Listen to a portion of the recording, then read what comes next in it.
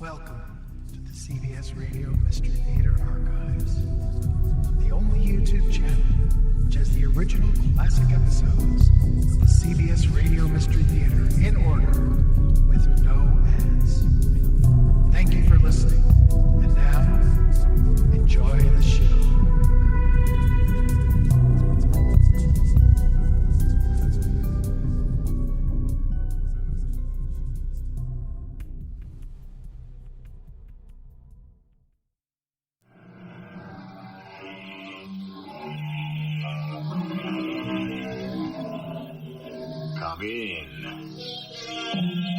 Welcome. I'm E.G. Marshall. I imagine at one time or another, we have all met someone who could do no wrong. There are also those whom fate decides can do no right. Marie Antoinette was such a one. From the time she left her home in Vienna to marry the next king of France, there was nothing she could ever do to stop the French from hating her, reviling her, and finally, cutting off her head. Will you see a priest? A priest? Now? No. But what will be said when it's known you refused the help of religion in these final moments? Tell those who speak of it that God's mercy provided for it. Do you think those people in the streets will let me go to the guillotine without tearing me to pieces?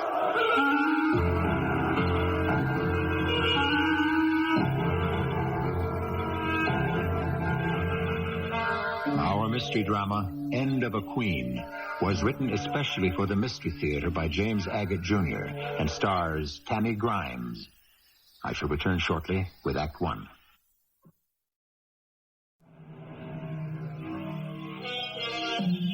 She was christened Maria Antonia. She was blonde and grew up a slim, nice-looking girl who was often complimented for holding herself as regally as a queen, which she became when she married the future King of France at 15. Royal families arranged those things in those days. Now she is 38, imprisoned, going to the guillotine, and cannot understand why.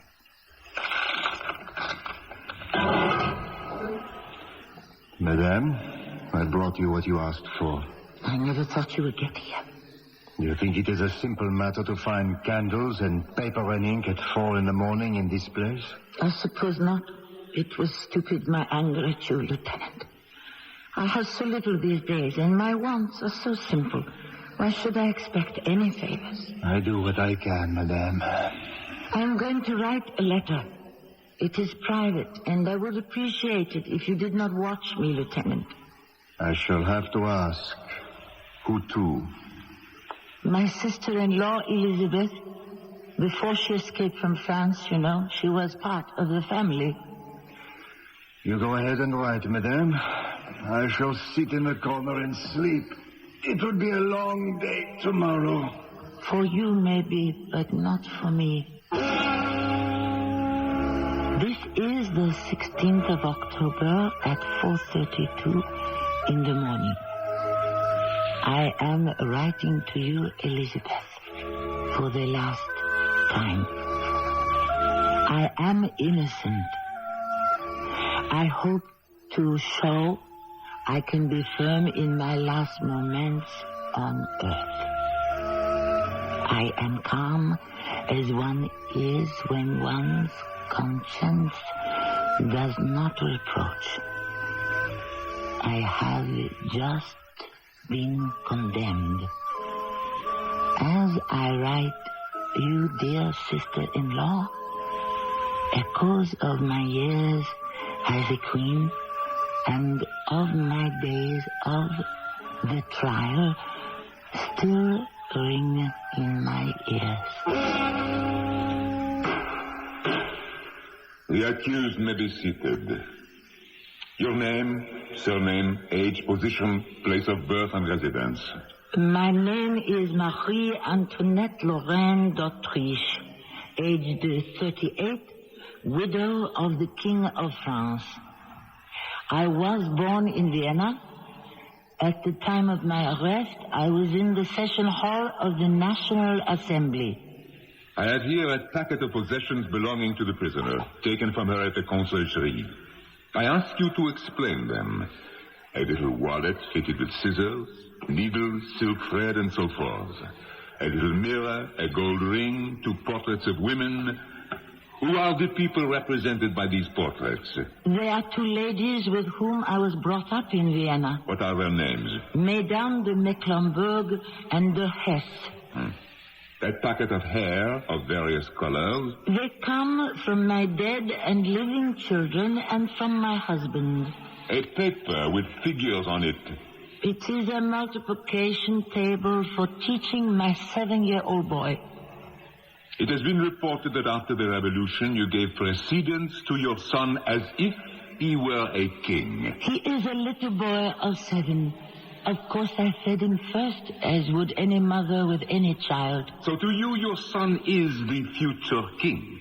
He will be whatever France chooses him to be. As your son is now only a private person, do you then declare that you have renounced all the privileges which formerly gave him the empty title of king? I have no finer ambition for him than the happiness of France.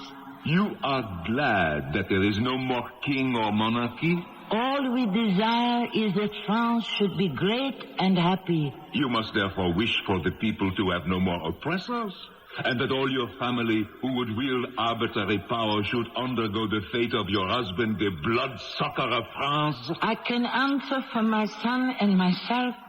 I am not responsible for others. If France is to be happy with a king, I wish it to be my son. If she is to be happy without a king, I shall share the happiness with him. Lieutenant. Yes, madame. The few possessions that were taken from me, may I have them back? What is the prisoner whispering about?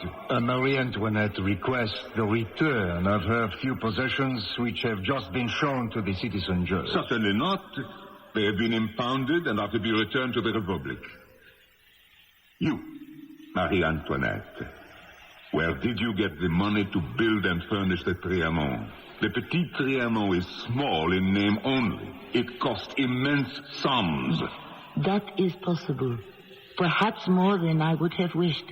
We were gradually involved in more and more expense. However, the millions you were given to build this palatial and extravagant toy farm was not enough, was it? It was hardly millions.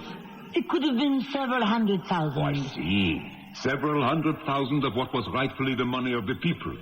Nevertheless, it was not sufficient. And so you signed vouchers to be paid from the treasury.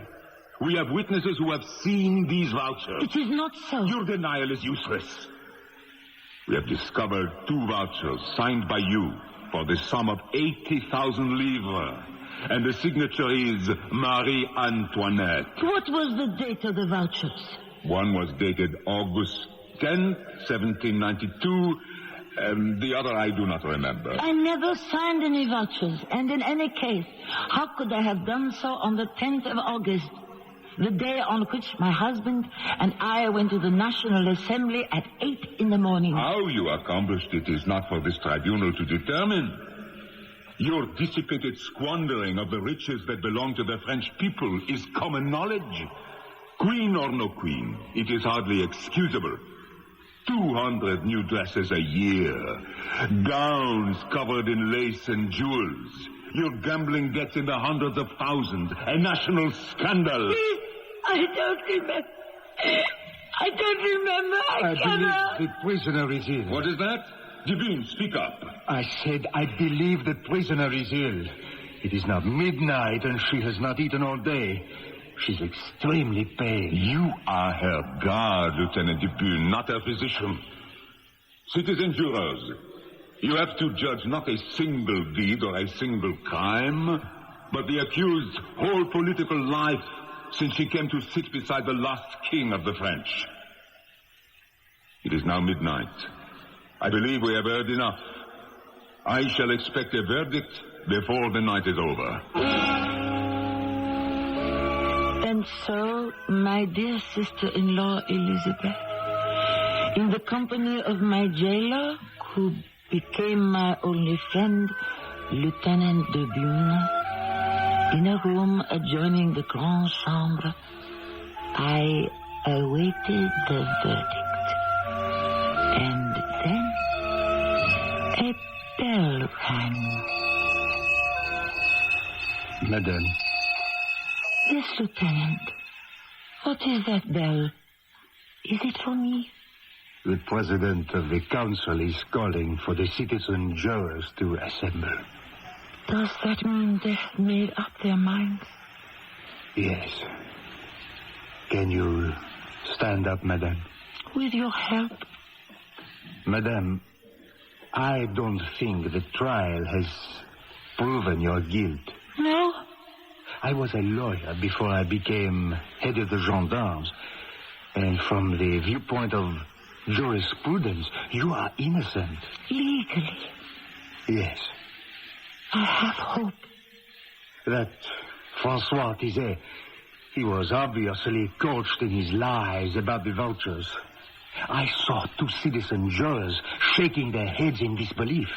Accusations without any proof of documents, Lieutenant. You do think there is hope? Not only I. During the trial, I heard people say, you gave your answers like an angel. That they will only deport you. Who said that? Someone influential? May I have some water? My throat is dry. It is from the anxiety, madame. You have been supreme in your answers since the death of the king. You have only a few more moments to endure. Here is your glass.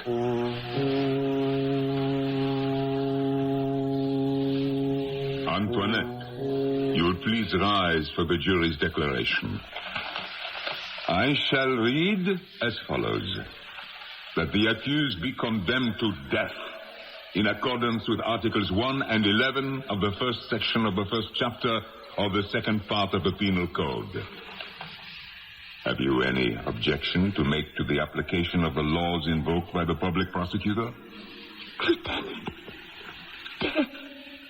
Madame. Monsieur le prosecutor, the defendant is not feeling well. I am all right. Just hold on to me, please. May I beg the court? The widow Capet has suffered a great deal, and I don't think justice... You speak to me of Marie Antoinette's suffering? This Austrian who intrigued and dealt with the enemies of the Republic, with her brother Joseph, the Emperor of Austria, a woman who has conspired to start a civil war here, who has spent millions of francs of the people's money on entertainment, while thousands of French had no shoes and no bread. Those people demand she stand on her feet to hear the judgment she has brought upon herself. Let no more be said about it. I feel faint, no more. Will you be able to... Yes, I can. The tribunal, according to the unanimous declaration of the jury, condemns the said Marie Antoinette, called Lorraine d'Autriche, to the pain of death, in accordance with the laws of 10 March last year, and orders that the present judgment shall be executed in the Place de la Révolution. The widow has fainted. Then bring her around. The law will run its course. Madame. Madame. Can you hear me? Please, let me help you up. The defendant is excused.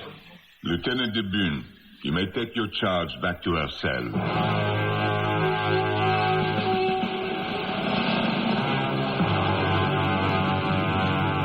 Madame, how is it with you? I can walk. It isn't far to the door of the Grand Chambre. There. All right? Yes.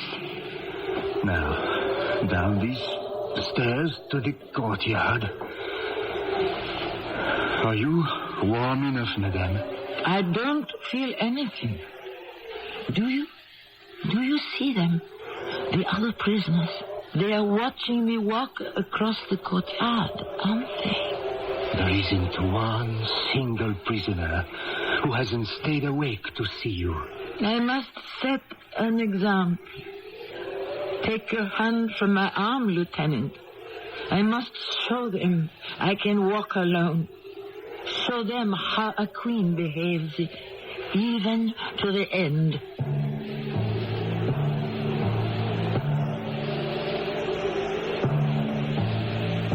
Whether the execution of Louis XVI and his wife Marie Antoinette was justified or not is not our story. Ours is the portrait of a queen under fire. How she maintained outward composure with the knowledge that she was the most hated woman in France. I shall return shortly with Act 2.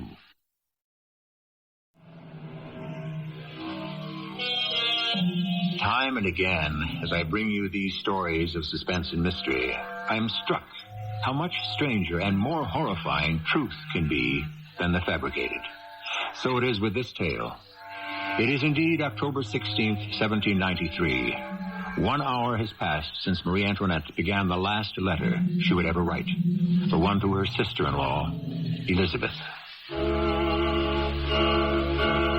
I have just been condemned, dear Elizabeth, not to a shameful death, for it is shameful only for criminals, but to rejoin Louis, your brother. Like him, I am innocent. I am sad beyond belief that my children have been taken from me.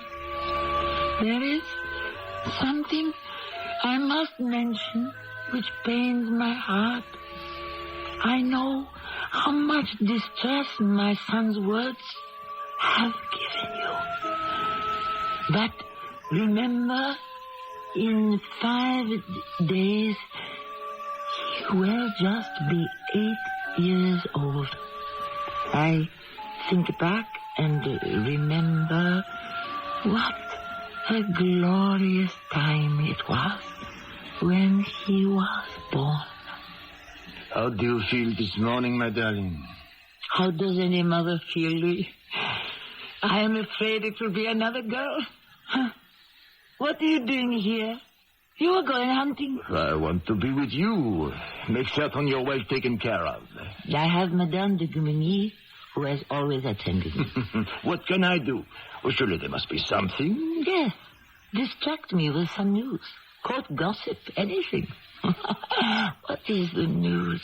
Louis, tell me. The Americans are victorious at a place called, Yorktown. At last. Thank the Lord. This revolution in America is costing us a fortune. Who was responsible for the victory? Lafayette. Yes. And Rochambeau and Miromani. I'm glad the English were beaten. I'm always afraid they'll be in France next. Nonsense. Our fleet is every bit as good as theirs. Louis. Don't tell me now, but I haven't had lunch yet. You go have your lunch, dear, and ask Madame de Gummigny to come here quickly. At 1 o'clock, how well I remember, my son was born. They took him away directly, and he was baptized. Then a knock on the door, and there was Louis with the infant in his arms, and he was saying, Monsieur le Dauphin demande d'entrer. The Dauphin demands to enter. Louis and I were so happy. We laughed and cried and held on to each other with the little one between us in our arms. Antoinette, you will agree that you have been separated from your 7-year-old son for his own good? Is that what you would have me say? Are you also aware of the health of the young Dauphin? His health? Has been severely damaged. If that is true, it is only since he has been placed in the charge of the commissioner of the commune, Simone. I would have the citizen jurors know that this child one day was surprised by Simone in indecent defilement. And when the commissioner asked the boy who had taught him this criminal behavior, he replied his mother and his aunt. What do you have to say to that? Nothing. The young Dauphin declared in the presence of the mayor of Paris and the prosecutor of the Commune that his mother and his Aunt Elizabeth, sister of the late Louis Capet, that these two women often made the child lie down between them, that there then took place acts of the most uncontrolled debauchery, that there was no doubt from what Capet's son said that there had been an act of incest between mother and son. Widow Capet, what answer do you have to this accusation? I have no knowledge of the incidents you speak of. I have omitted another important fact, which I would like to bring to the attention of the citizen jurors. After the death of Louis, these two women treated the Dauphin with the same deference as if he had been king. I have told you before that my son is a little child. And because of that, I did help him to eat first, as would any mother with her child. Lieutenant, will you give me your arm? The widow Capet would like to rise to her feet. Would she care also to answer the accusation? If I did not reply, it was because nature recoils from such an accusation against a mother. I appeal to all mothers who may be here in this tribunal. It is getting late, my dear sister-in-law. Or rather, I should say it is now early morning. I think back, and it seems to me I have always been accused and blamed for doing that which I felt was best for France. Even my own brother Joseph turned against me when I visited him in Vienna. I am told the gardens of Versailles are more beautiful than these of Schönbrunn. Is that so, Maria? Maria. He calls me Maria. Bless you, dearest brother. To again be an Austrian as I was born, just for the few weeks that I am here. I hope you keep those thoughts to yourself in Paris. I do. Joseph, why do you look so sternly at me? I must talk to you as Joseph II, Emperor of Austria, as well as your older brother. What have people been saying about me? Only the truth, I suspect. While in residence at Versailles, you would stay out all night, then return home at 6 in the morning, and on to the races at 10. If the ministers scheduled a meeting with you, you might keep them waiting for hours. Is that so terrible? I am the Queen of France. You are the queen of the French people, who don't care for a queen who wastes money and spends all her life in enjoyment in a country that is the poorest nation in Europe. It was poor before I became queen. And anyway, Louis assures me there's plenty of money. Something is wrong with how the treasury is run. That's why I have had 3 new ministers of finance. I got rid of each of them myself. Have you ever asked yourself by what right you interfere in the affairs of the French kingdom? What studies have you ever made? What knowledge have you acquired that you dare imagine your advice or opinion can be of any use? Joseph! Particularly in affairs which require wide knowledge. I didn't come to Vienna to be insulted by you. I don't care if you are the Emperor of Austria. Maria, you are a pleasant young woman who thinks of nothing but frivolity, your appearance and your amusement. I'm going back inside the palace. I'm not going to listen to this. You act only from impulse. You repeat only the opinions of those who bow and scrape before you. Maria, it is foolhardy. And one day, you will have to pay for your sins. Now I am at the end of this letter, dear Elizabeth. I sincerely beg pardon of God for all the faults I have committed during my life. Farewell, my dear Elizabeth. May this letter reach you. Think of me always.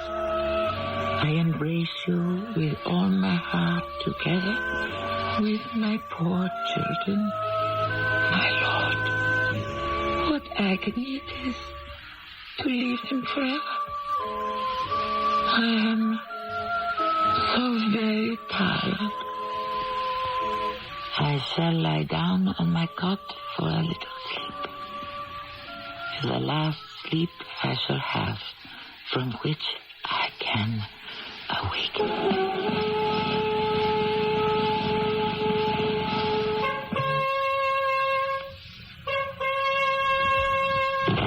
What's that sound? It's the call to arms, Your Majesty. The troops are being mustered and patrols sent out everywhere to make certain nothing will interfere with the execution. Who are you? Where is Lieutenant de Bune? Oh, he was taken from here an hour ago and arrested. But what for? I was asleep.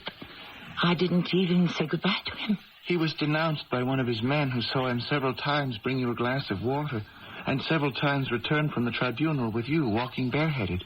Arrested? Everything is being taken from me. Your Majesty, will you eat something?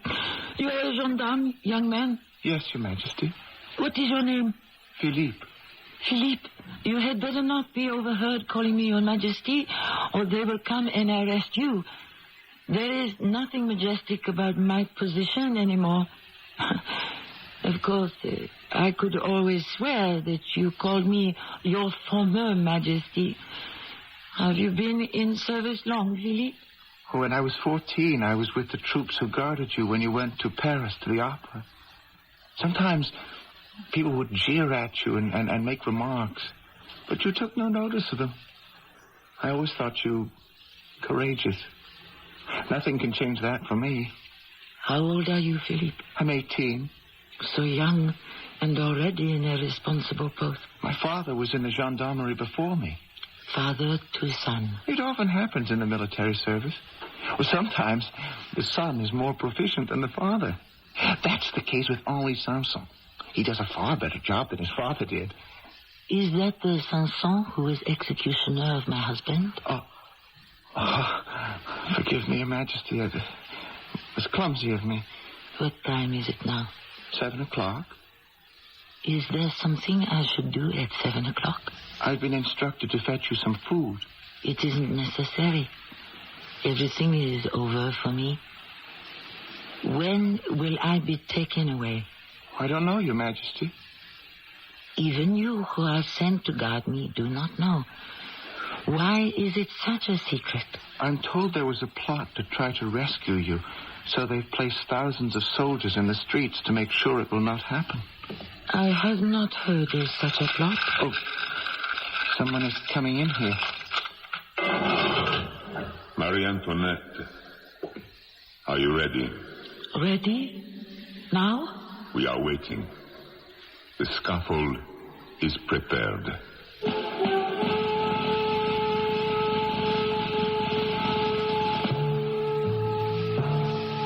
What you have been hearing, the words spoken at the trial, the letter written to her sister-in-law, the account of the lieutenant who was arrested for bringing the prisoner glasses of water, are all documented.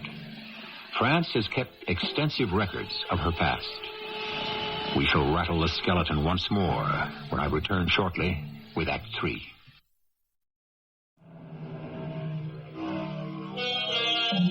Alone, quite alone was this woman, once a child bride who played at being a queen.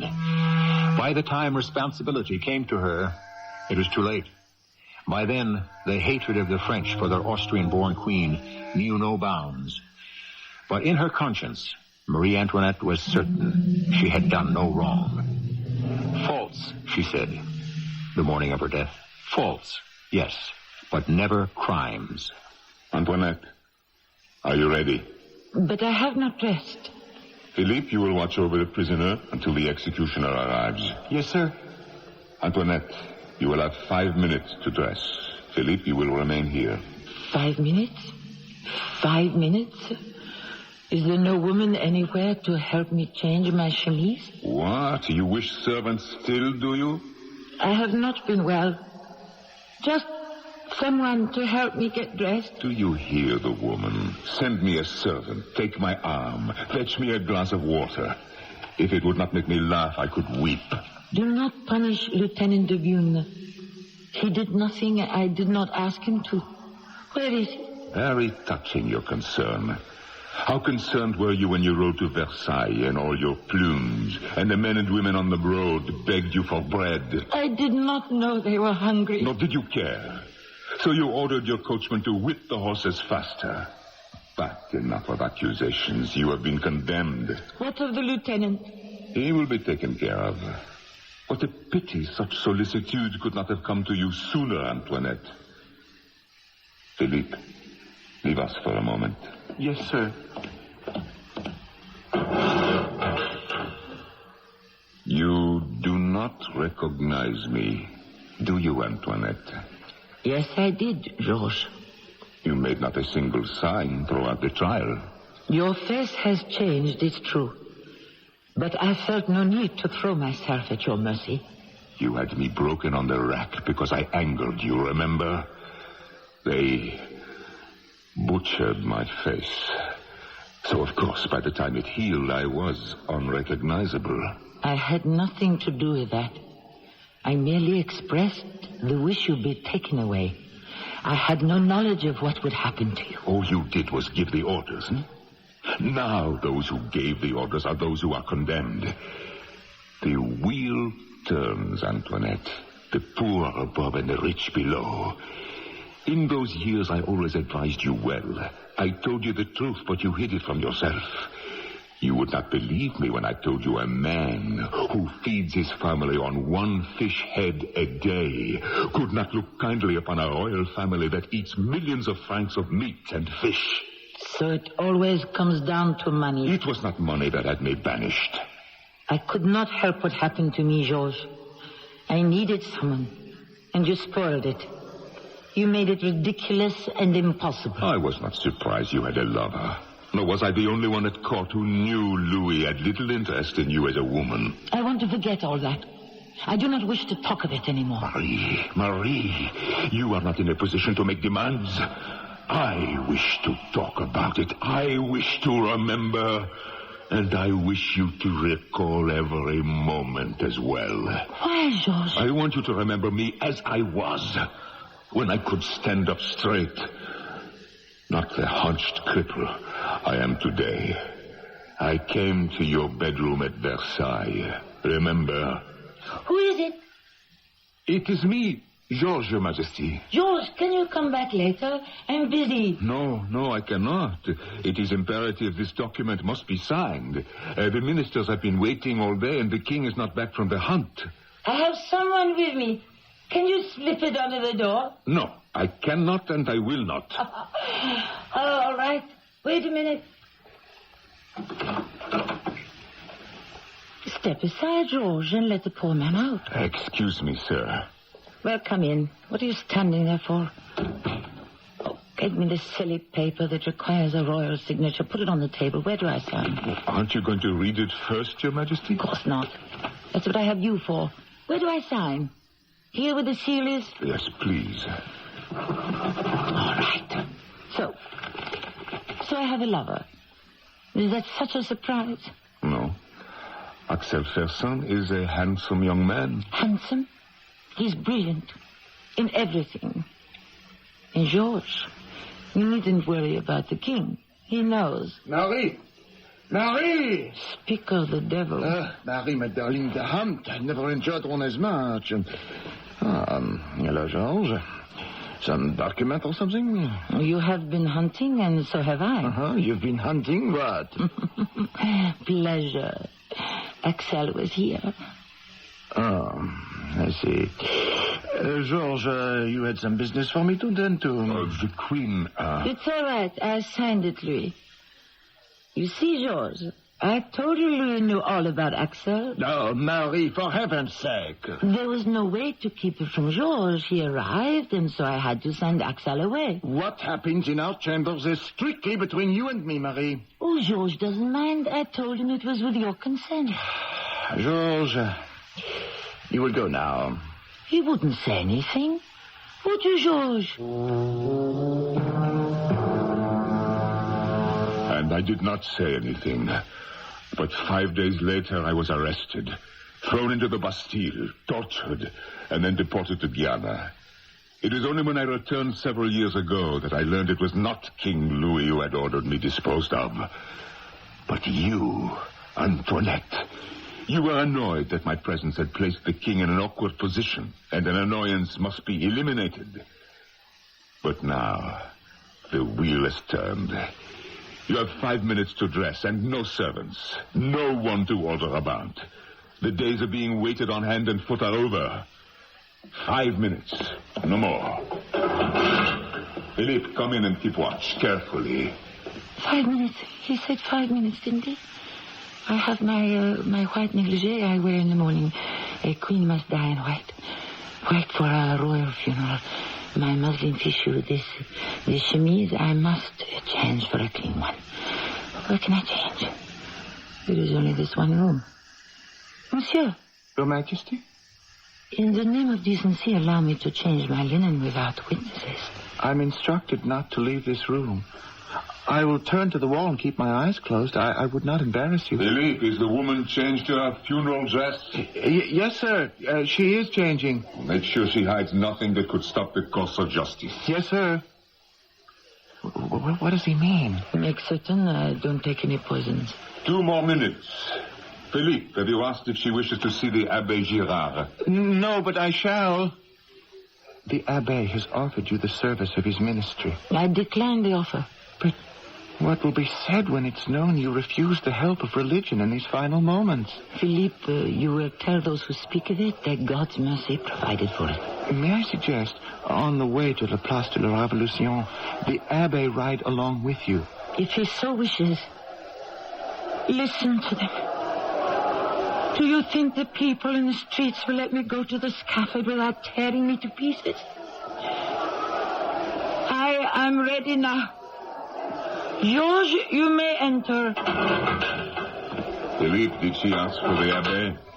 He may ride with me to the guillotine if he wishes. Pay attention, madame. I shall read the verdict to you. There's no point. I know it only too well. The tribunal, according to the unanimous declaration of the jury, condemns you, Marie Antoinette, widow of Louis, to the pain of death. Condemns you, Marie Antoinette. He was a poor fool, my husband, the king. But it is a weakness of the Bourbon. He had no idea how to rule France, and neither did I. But in those last hours, he became a man. He had been condemned to death by one vote, the Duc de Chartres. One vote. The Duc de Chartres cast the single vote. The Duke with whom I danced the day I was married, the Judas. I danced with him at the wedding. Antoinette, what are you mumbling about? Are you listening to the sentence? And then I watched my husband driven off to his death in a coach. I was only Louis XVI's wife. I was bound to submit to his will. Can't you understand that, gentlemen? The time for explanations is past. Philippe, Henri Sanson is outside. Bring him in. I must be calm. I must set an example. Come in, Henri. Prisoner, hold out your hands. Are my hands to be bound? It is customary. My husband's hands were not bound. Sanson, do not hesitate. Do it. Sanson, so tightly. Must you tie her hands that roughly behind her back? Philippe, Henri has learned from his father. He knows more about this than you or I. The scissors, what's he to do with them? Watch. Her hair. All her hair.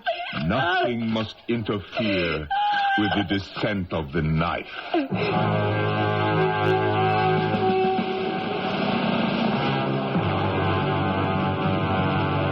is that? In the middle of the courtyard. A cart. It is to take you to the Place de la Révolution. My husband rode to the guillotine in a coach, not a garbage cart. There was but one king, I am sorry to say. For him, a coach was used. There is someone in it already. The Abbé. He and I will sit on each side of you until we arrive at the scaffold. And Philippe? I've been ordered to remain here. Henri, be gentle. It is an ugly duty, Philippe. There will be just you and the Abbe. No one else. But the crowd, they could come at me and drag me from the cart. There are 30,000 troops along the way to protect you, madame. Goodbye. Take heart. You'll be with your husband very soon.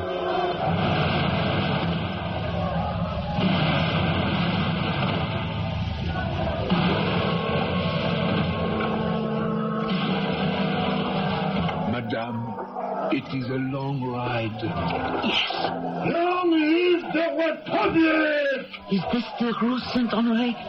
It looks so different with all those people. What is that? The cannon at the Bastille. Madame, we have arrived at the scaffold. Don't touch me, anybody. I can climb from this dung heap without any help. Let them all scream. Show their hatred. I don't care. I have never cared. I hated them all. Always. There's the ladder to the scaffold. They don't dare come near me. I can climb ladders as well as any farmer. I've climbed to the roof of the piano often to rescue my kittens. Look at them staring at me. They could never hate me as much as I loathe them. Look at them, wild beasts. Watch me, animals. I will give you a performance. Over here, madame. Please, turn your back. Oh, monsieur, I ask your pardon. I stepped on your foot. I did not do it on purpose. I must tie you to this plank, madame. They would have the world believe being a queen is enough to condemn you. That to reign over others is to be a traitor to man. The kings are a race born to harm people. That we care no more for our subjects than we care for the insects we crush with our foot. And it is true. But you will never kill all of us. You will never!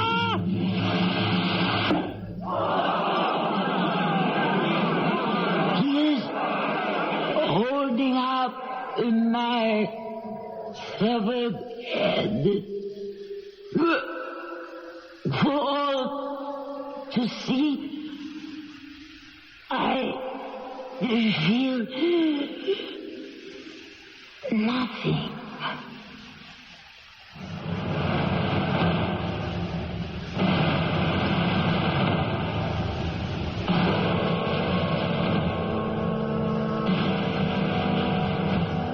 The end of a queen. But not quite. 5 years later, those pitiful small possessions of Marie Antoinette's that were used in evidence at the trial were placed at auction. The little green Morocco case with scissors, needle, and thread brought 5 francs, 75 centimes. The 2 little portraits of the friends of her youth were sold for 4 francs, 40 centimes. The end of a queen. I shall return shortly.